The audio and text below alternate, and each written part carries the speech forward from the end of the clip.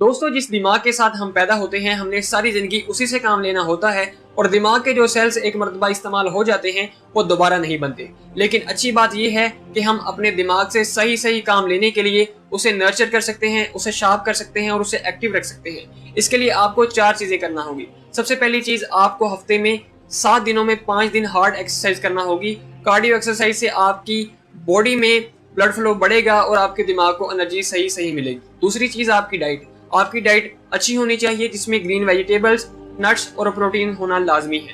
تیسری چیز، آپ کو اپنے دماغ کو نئی چیزیں سکھانا ہوگی تاکہ آپ کے دماغ کے اندر کیوروسٹی بڑھے اور مزید چیزوں کو لرن کرنے کے لیے سپیس پیدا ہو، جیسا کہ کتابیں پڑھنا، کھیل کود میں حصہ لینا، نئی زبانیں سیکھنا اور میوزک وغیرہ سیکھنا۔ Last but not the least, آپ کو اپنے ایموشنل کنیکشن جو ہیں وہ سٹرونگ کرنے پڑے گی۔ اسلام بھی ہمیں سکھاتا ہے کہ ہم دوستوں، اہل و عیال اور رشتہ داروں کے ساتھ صلہ رحمی کریں تاکہ ہم